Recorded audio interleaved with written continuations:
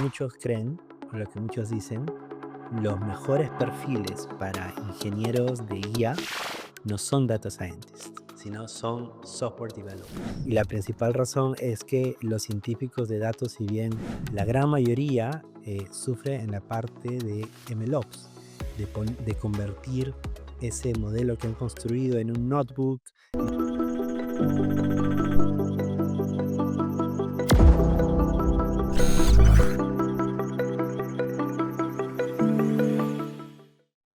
Hola, ¿qué tal? Muy buenos días. Estamos en otro capítulo de Podcast DMC. El día de hoy tenemos un gran invitado, un especialista en inteligencia artificial. Él es Carlos del Carpio. Ha tenido mucha experiencia, tanto como data scientist y como emprendedor tecnológico, y ahora está mucho más enfocado en desarrollar proyectos de inteligencia artificial. Así que bienvenido, Carlos. Un gusto tenerte aquí. Muchas gracias, Johnny. Gracias por la invitación y encantado Excelente, de conversar. Carlos. Cuéntanos un poco para conocer un poco más de ti, tu trayectoria en el mundo de data science. Empezaste como, digamos, data scientist, analista de datos, y ahora mucho más enfocado en el desarrollo de aplicaciones de inteligencia artificial. Sí, claro que sí. Mira, para contarlo en resumen, yo en verdad soy el economista de la Católica, salí en el 2008 y siempre me gustó todo el tema de datos, ¿no? En esa época todavía no existía pues el tema de Big Data, de Data Science, de Machine Learning. En mi época lo que era muy popular y era conocido era el tema de econometría, métodos cuantitativos, ¿no? Digamos, muchos de mi promoción que se metían más para el lado de datos aspiraban a ser un quant, que Claro. era lo que se conocía en ese entonces a las personas que se dedicaban al tema de datos, ¿no? Entonces, nada, y saliendo tuve la oportunidad de especializarme un poco en econometría y en estadística. Por ahí llevé el primer año de la maestría de matemáticas aplicadas también. ¿Recuerdas Era qué herramientas usabas? principalmente lo que estaba más de moda era Stata y R. Ujú. Era lo que más se utilizaba. Python creo que ya existía, pero no era usado, ¿no? Aún popularmente para data science. Ahora Python ha casi reemplazado a las dos, ¿no? Totalmente, totalmente, ¿no? Sí. Entonces, mi primera experiencia profesional fue en el BCP, justamente en un equipo muy pequeño, 6 7 personas, que estaba construyendo la primera generación de modelos cuantitativos para decisiones de riesgo al crédito. Mira, te estoy hablando del 2008. Y fue una experiencia súper bonita porque, bueno, trajeron muchos consultores, ¿no? Para crear esa capacidad acá, ¿no? Y nos enseñaron desde el principio hasta el final, ¿no? Para los que no están familiarizados, pues en banca, los usos de Machine Learning o de Data Science principalmente están alrededor del ciclo de vida del cliente, ¿no? Desde un cliente, por ejemplo, que es un prospecto, ¿no? A quién prospectar, ¿no? Cuando aplican para un producto, por ejemplo, un crédito, ¿no? Hay modelos de fraude, modelos de admisión, de estimación de ingresos, de admisión, ¿no? Y una vez ya que estás dentro del portafolio del cliente, también hay toda una serie de comportamientos que se quieren predecir, ¿no? Por ejemplo, modelos de comportamiento, de upselling, de cross-selling, también de churn o incluso de las cobranzas, ¿no? Por ejemplo, Claro. cuando un cliente no paga, hay diferentes tipos de decisiones que se tienen que tomar, ¿no? Si lo llamo, si lo visito, si le mando una carta, si lo llamo, la quiero que lo llamo y toda una serie de decisiones, ¿no? Sí, ahí me quería detener, o sea, solamente para, como tú has estado en la parte de riesgos, digamos, de una entidad financiera y tan grande como el BCP. eh, no se sabe mucho sobre cuántos modelos, por ejemplo, modelos predictivos ya definidos, se pueden trabajar en un área de riesgo, ¿no? O sea, están todos los modelos de originación, de behavior, como dice, y también están los de cobranzas. ¿Cuántos modelos, por ejemplo, se pueden desarrollar para gestionar toda esa cartera? Mira, son muchísimos, son incontables. Yo creo que la forma en la cual lo podríamos ver es si hay algún comportamiento humano que se puede predecir, va a haber un modelo atrás, lo más probable, ¿no? Siempre que hayan los datos y siempre que haya esa necesidad de tomar una decisión basada en datos, ¿no? Ya más adelante, luego del BCP, tuve la oportunidad de participar en un proyecto de investigación de la Universidad de Harvard, Harvard. exactamente, donde lo que queríamos era investigar si el uso de datos de Android y datos de psicometría podía servir para predecir justamente algunos de estos comportamientos, ¿no? Y eso porque hay un fenómeno muy interesante, bueno, que estoy hablando del 2010, 2011, ¿no? Es un fenómeno que se daba entonces y se sigue dando todavía hasta hoy, mira, 15 años después.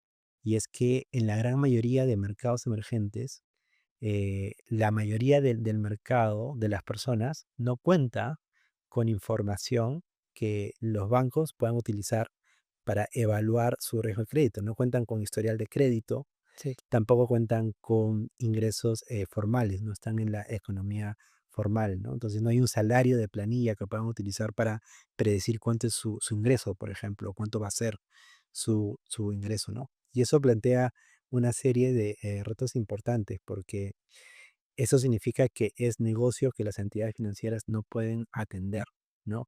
¿Cómo le presto a alguien quien no sé cuánto va a ser su riesgo de crédito, porque no tiene historial de crédito o porque no tiene un salario formal, ¿no?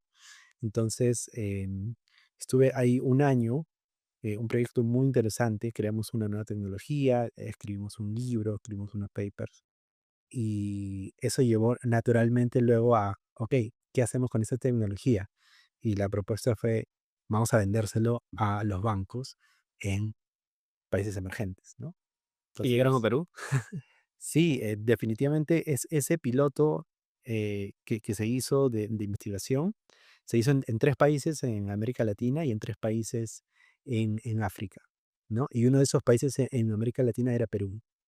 Y una de las principales razones era porque, bueno, en ese entonces Perú era uno de los países con un sistema de microfinanzas más sofisticado y desarrollado, junto con los que había, por ejemplo, en África, ¿no? Entonces, había muchísima oportunidad.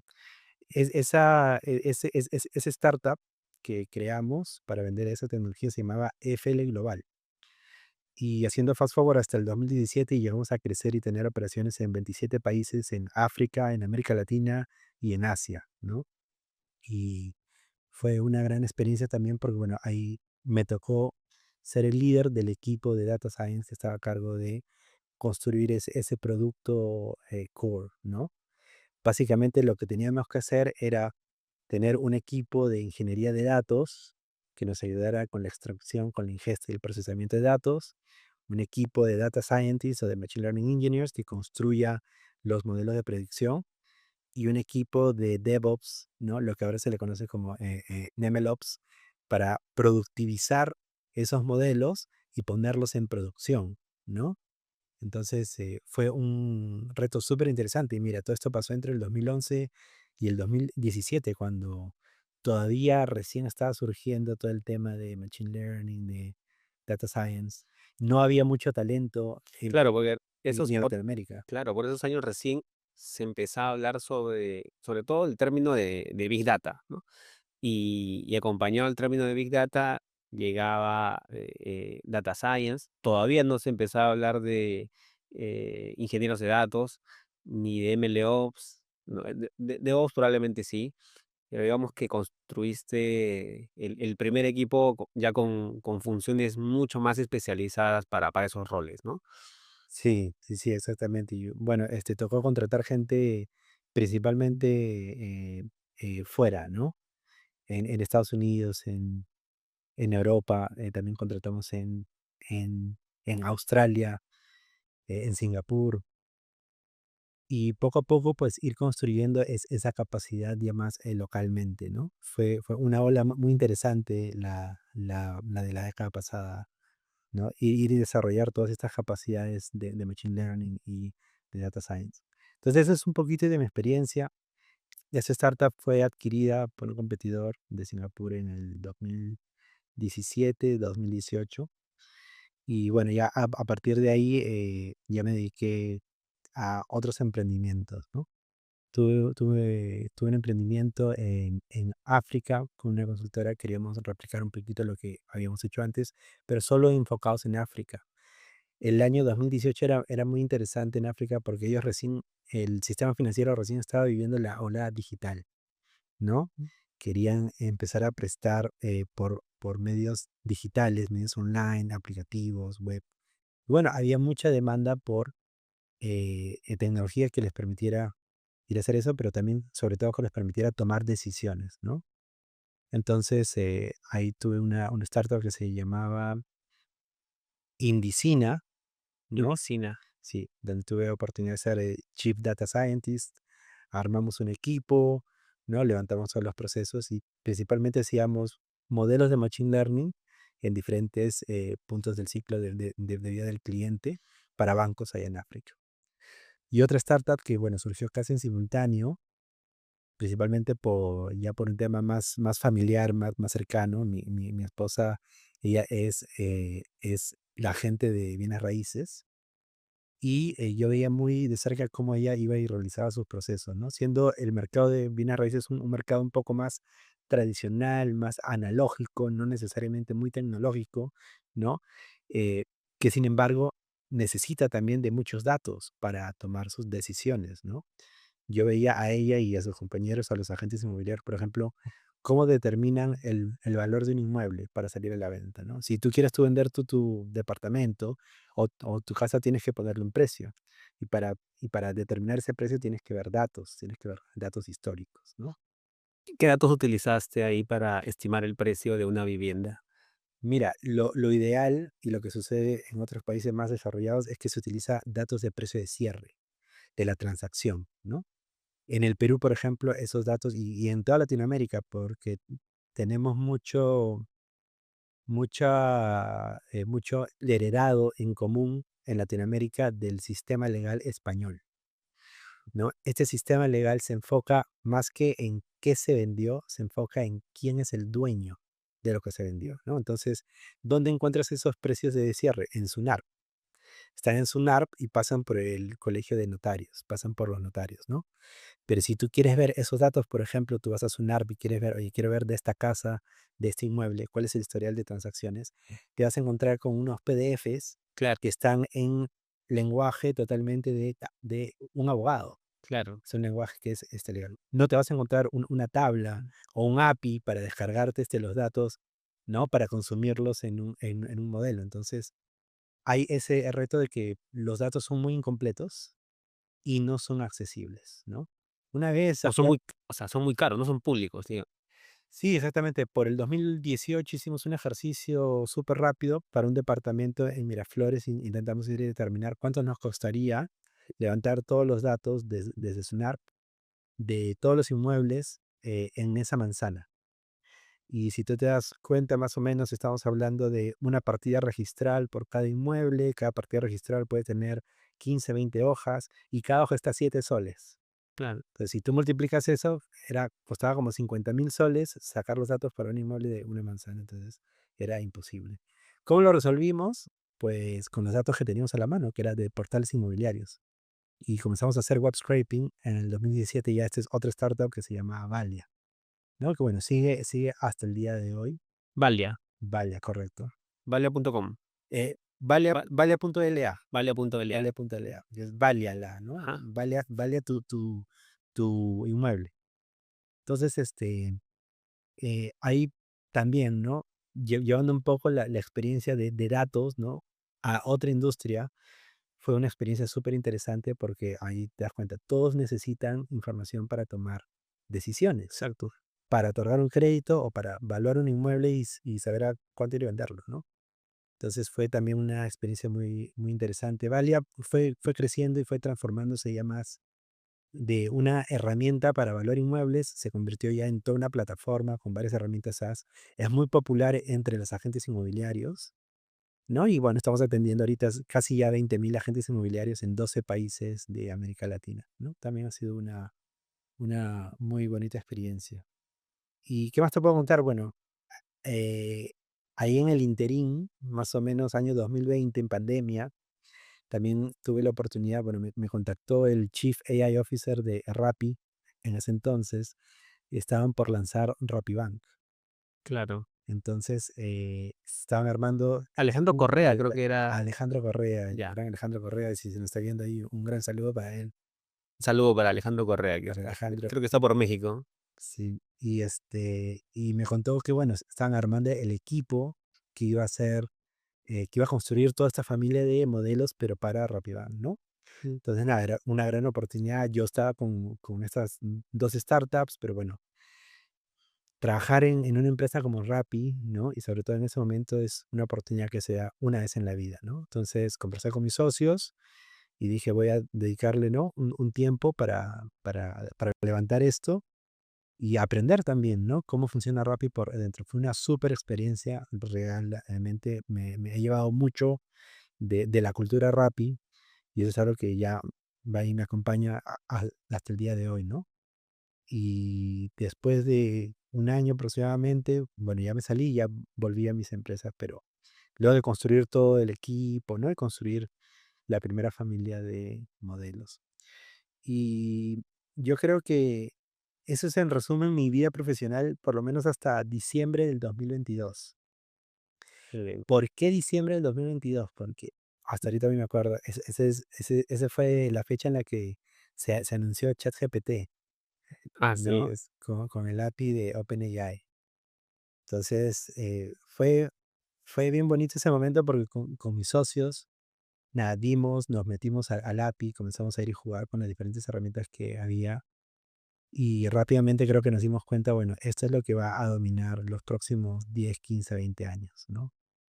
Entonces, a partir de ese momento, bueno, comencé a experimentar con inteligencia artificial.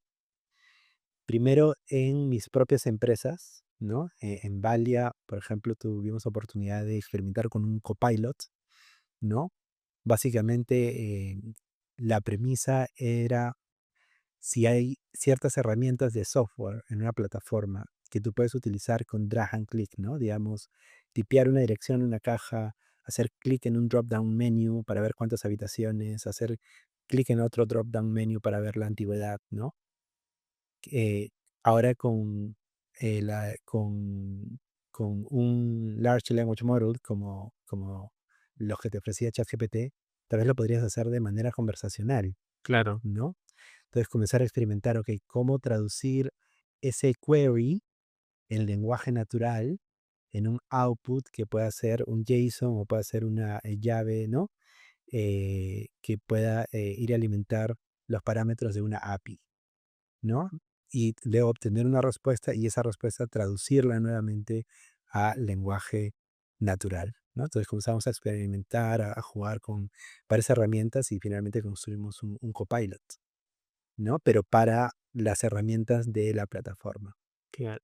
¿no? Y otra experiencia también, ya con la otra startup, con Indicina, que también fue súper interesante, fue combinar modelos de Machine Learning con el poder de los LLMs, ¿no? De los Large Language Models.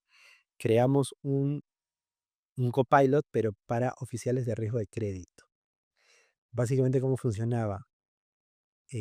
Los oficiales de riesgo de crédito, allá en África, ellos tenían que leer, por ejemplo, todos los estados de cuenta de un solicitante de Así crédito, es. ¿no? Todos los gastos que han hecho con su tarjeta, todos los ingresos que han tenido, y en base a eso tenían que construir ratios en un Excel, 5 o 6 ratios. Y a partir del análisis de esos ratios, siguiendo una política de crédito, tenían que escribir un reporte y adjuntar una decisión, ¿no? ¿Le damos crédito o no le damos crédito? Ese es el proceso manual y enteramente con un humano. Entonces, hicimos una automatización donde combinábamos primero Machine Learning en el sentido de que recibíamos los estados de cuenta en PDF.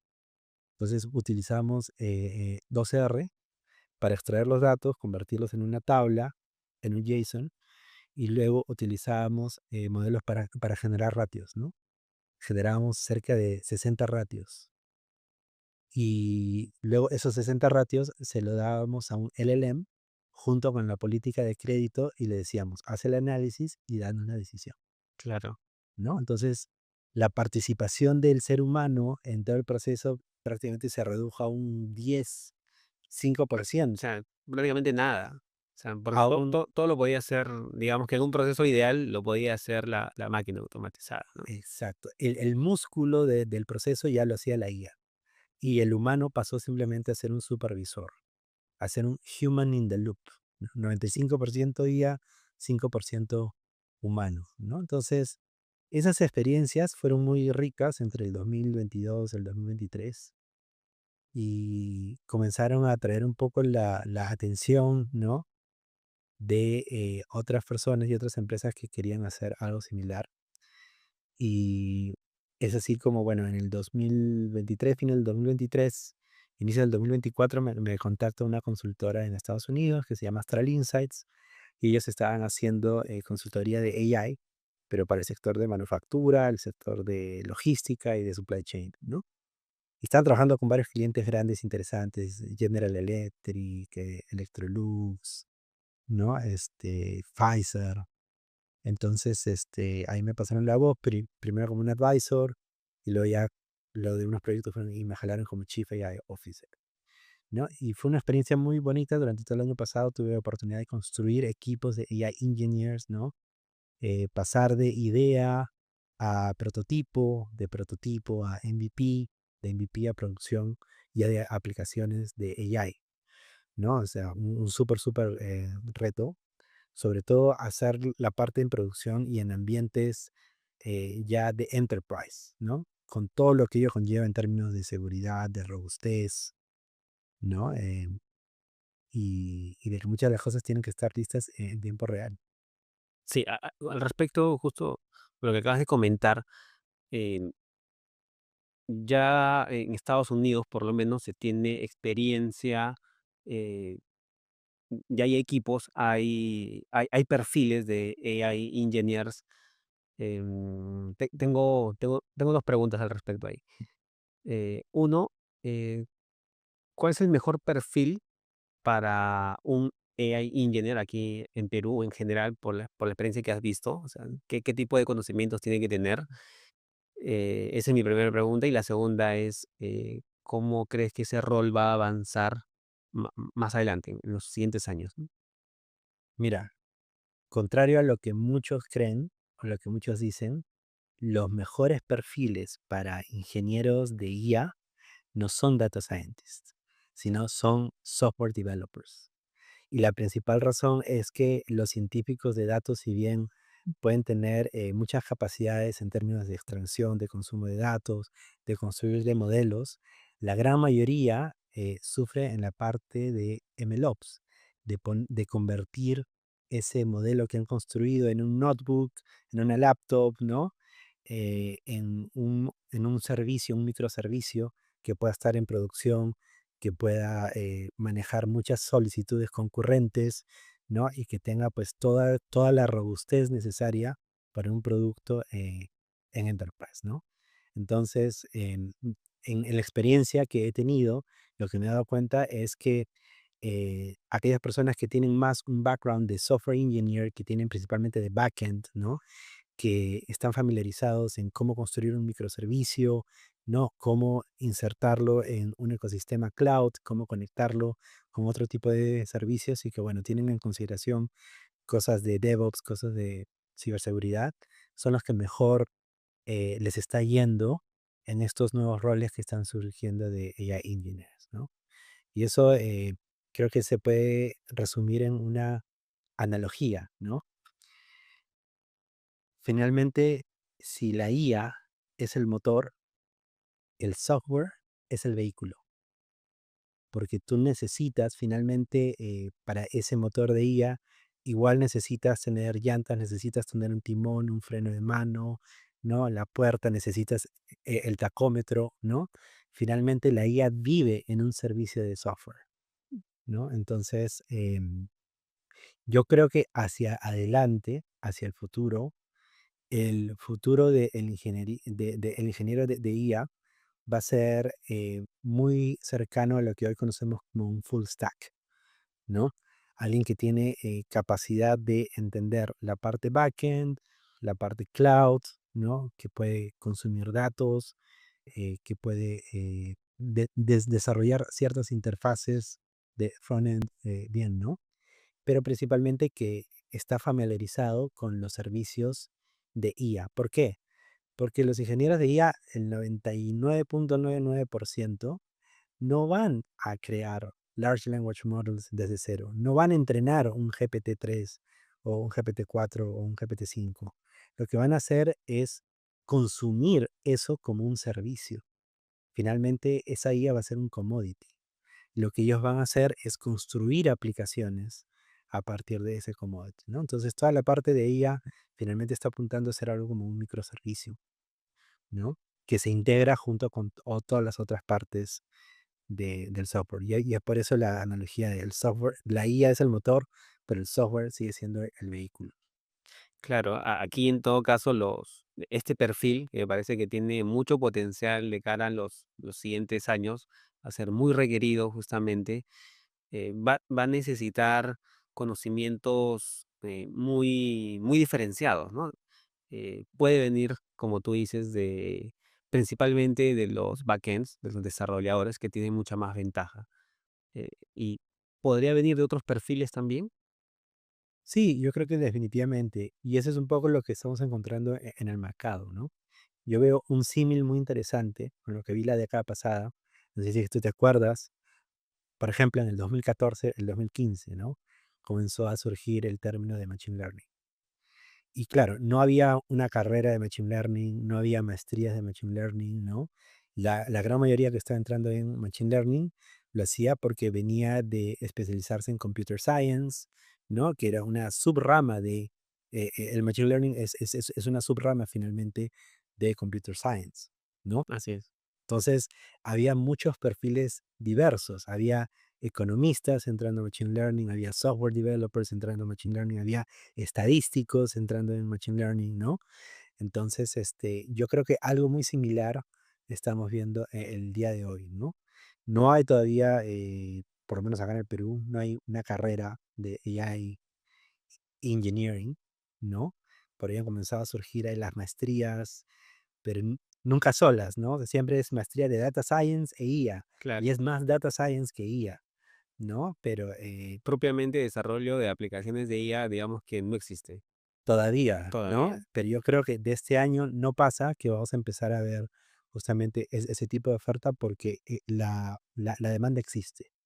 La demanda existe. Las empresas están necesitando bastante ese tipo de perfil, ¿no? Entonces, yo creo que lo que vamos a ver en los próximos años es, como te digo, este fenómeno, ¿no? Muchas personas haciendo la transición, ¿no? Y dependiendo de dónde vengas, vienes con ciertas habilidades únicas así de tu campo, ¿no? Los data scientists vienen con ciertas habilidades que están más relacionadas con los datos. Hay data engineers, por ejemplo, que se están pasando a IA, vienen con capacidades de big data, ¿no? Y tienes los software developers también que se están pasando a IA, vienen también con sus habilidades, ¿no?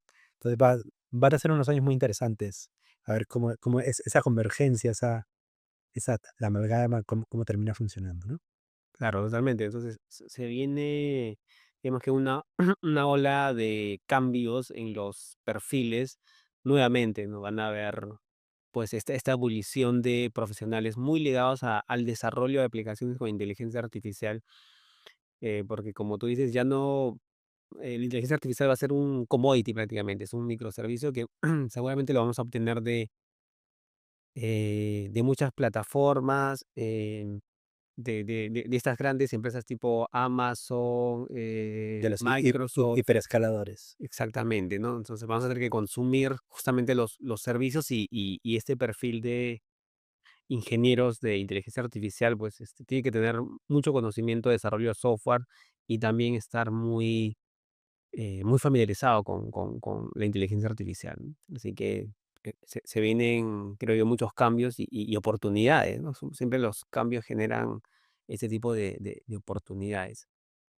¿Qué le recomendarías en todo caso a aquellos, en general, a todos los profesionales que quieran ingresar a este mundo de inteligencia artificial como desarrolladores? Lo que las empresas van a pedir, ¿no? Porque las empresas lo que finalmente quieren no es que me desarrolles una nueva IA o que te pongas a entrenar.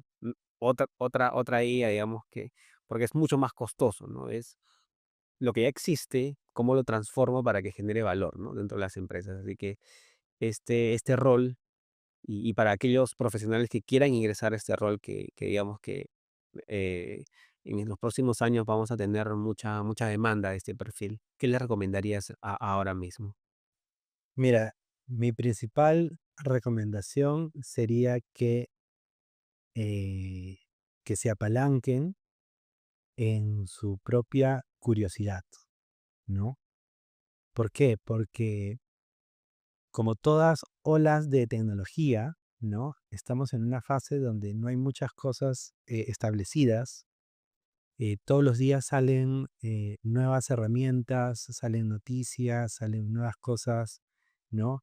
Y a veces puede ser un poco desgastante, ¿no? Tratar de estar ahí al día, ¿no?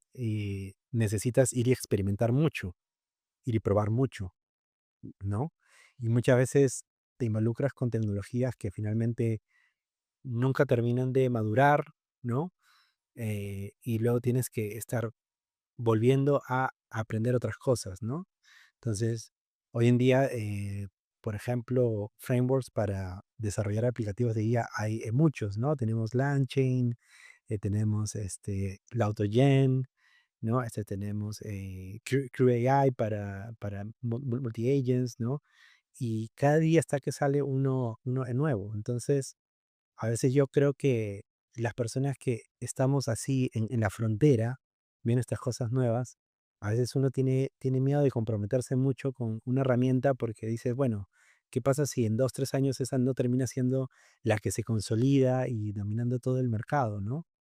Es como que voy a ir a perder y voy a tener que volver a aprender otra. Yo les diría que no se preocupen, que no tengan miedo, ¿no? Y que al contrario, ¿no? Se apalanquen en esa curiosidad de ser autodidacta y que se formen, ¿no? Que busquen oferta de educación en esos temas, ¿no?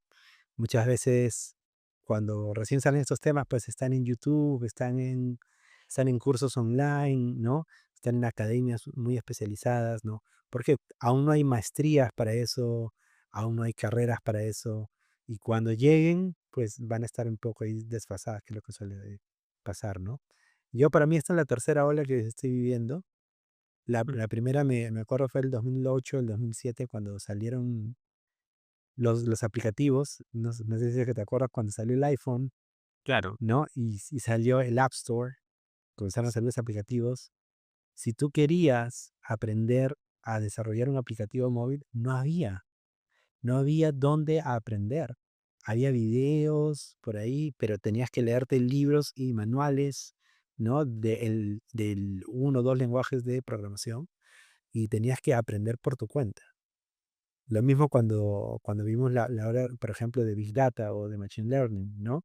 Por eso te acordarás, o sea, ¿quién te enseñaba o dónde aprendías esos temas en el 2014 o el 2013, ¿no?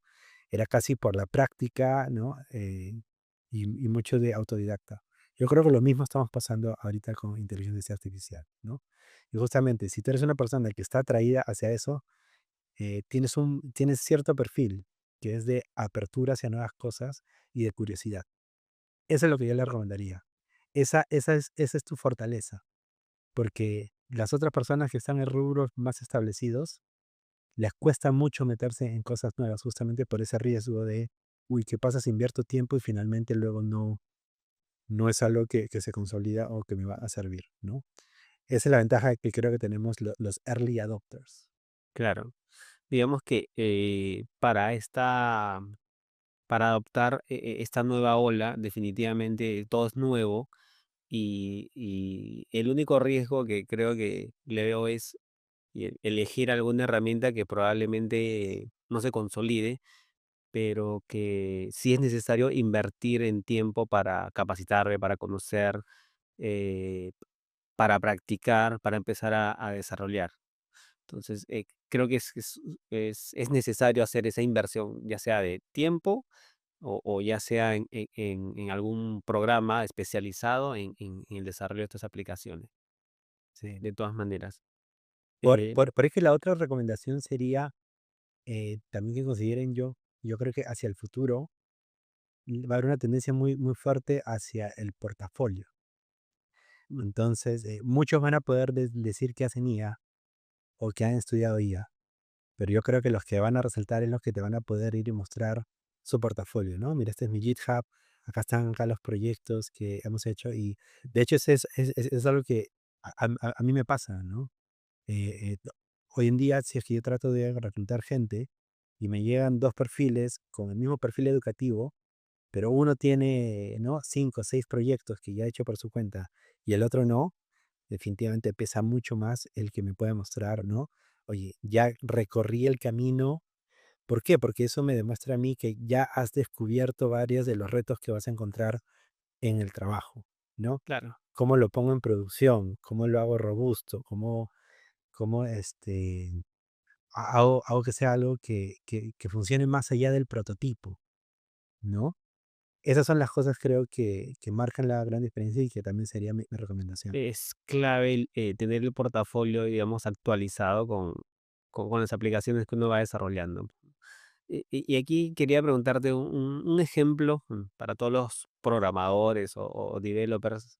Cuando aprendes un nuevo lenguaje de programación, siempre está el Hello World, ¿no? En inteligencia artificial, ¿cuál sería, y digamos que la aplicación más sencilla que uno puede desarrollar?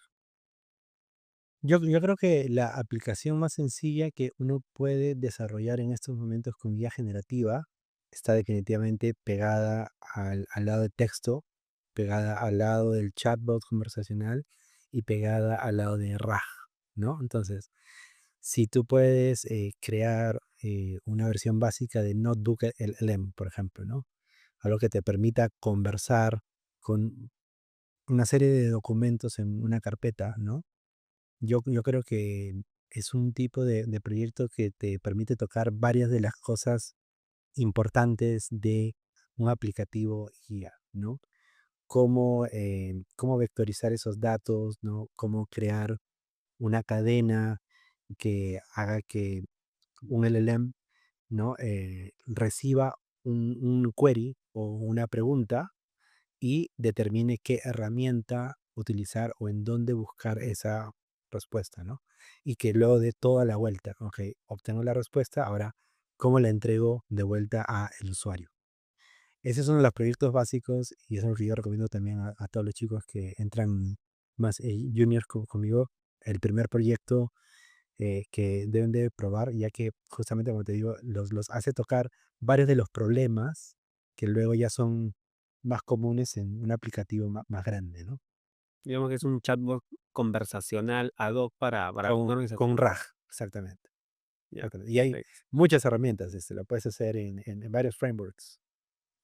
¿Alguno que recomiendes? Eh, yo ya no soy tan fan de LangChain, pero yo creo que sí es importante, sí es interesante, pero ahora lo puedes hacer casi todo directamente desde las APIs de los hiperescaladores, ¿no? Este, sí, yo creo que muchos de estos recursos hay hay ahí afuera, ¿no? YouTube.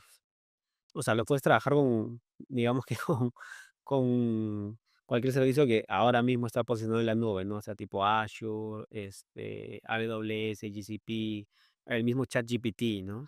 Sí, o con una plataforma así especializada como LangChain, por ejemplo. Perfecto, LangChain es una Sí, lo puedes tener correcto. LangChain, Llama Index también. Ujú, excelente. Tenía una consulta sobre qué tendencias crees que se van a asentar mucho más, y puede ser opinión personal o lo que ya has visto en este y el próximo año, ¿no? ¿Qué tendencias con respecto a la IA va a pasar aquí en Latinoamérica y tal vez aquí también más en Perú, ¿no? Sí, definitivamente, bueno, lo que todo el mundo dice ahorita en IA es que este va a ser el año de los agentes, ¿no? Y eso significa principalmente que vamos a empezar a ver soluciones en las cuales el componente de IA ya no es solamente pasivo o reactivo, ¿no? No es que yo consumo la IA o yo llamo a la IA para que me procese un texto, me procese una imagen, un audio, sino que vamos a pasar a darle agencia a la IA. De ahí viene el término de agente, ¿no? ¿Por qué es un agente? Porque toma decisiones, tiene agencia propia. Entonces, estamos pasando ya a construir estructuras más sofisticadas donde tienes la IA, pero cumpliendo ya diferentes tipos de roles, ¿no? Va a haber una IA que es un orquestador y que va a tener diferentes IAs que están asociadas a diferentes tipos de herramientas, ¿no? Que van a obtener datos o respuestas y que luego van a pasar por un sistema de IAs donde va a haber una IA que hace reflexión, una IA que hace resumen, una IA que hace el doble check, por ejemplo, en términos de seguridad, antes de volver al orquestador y ese orquestador ir y volver al usuario. Eso básicamente es una arquitectura que se le llama de agentes, ¿no? O un agentic eh, architecture. Eso se Creo va a que consolidar este año, veo. por ahí lo que se viene para el próximo año. Okey, Mucha atención por ahí. excelente. Creo que, sí, es una de las cosas que también lo he escuchado y bueno, está, digamos que creciendo, ¿no? El interés por el desarrollo de los agentes.